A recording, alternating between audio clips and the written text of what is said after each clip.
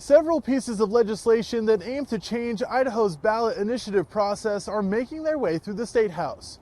I'm your neighborhood reporter Brady Caskey, talking with people on both sides of these bills and resolutions that would make it more difficult for voters to pass ballot initiatives. The 2025 legislative session has kicked off with many bills introduced to change Idaho ballot initiatives, like House Bill 2, which would increase the threshold for an initiative to pass from 50% plus one vote to 60%.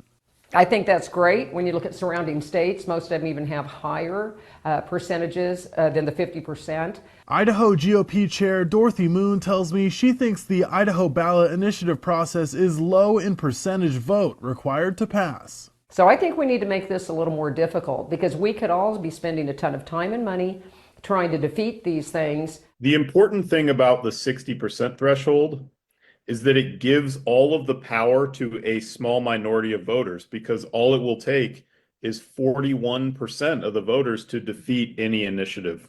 So it's really an attack on majority rule. Luke Mayville with Reclaim Idaho, a local organization dedicated to protecting the citizen ballot initiative process, says these laws, like House Bill 85, which would give the governor the power to veto ballot initiatives even after they are passed by a majority of voters, directly impacts the public's ability to hold the government accountable. The governor veto proposal would give a single elected official the extraordinary power to overrule hundreds of thousands of voters. This is another tool that they're trying to put in the toolbox to defeat some of these liberal ideas that come forward in our state.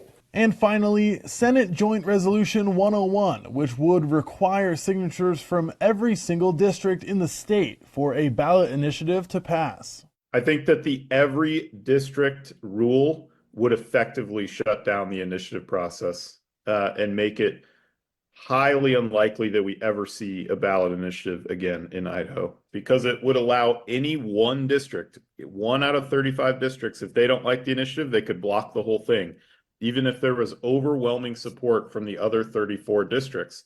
If it's a good idea, you'll have people in this state who will go door to door to collect signatures. We have a proud tradition of citizen initiatives in Idaho, and that tradition should be kept as is. These bills and resolutions are all at different stages in the State House. We'll keep you updated on any developments regarding ballot initiatives right here on Idaho News 6. Reporting from the State House, I'm Brady Caskey.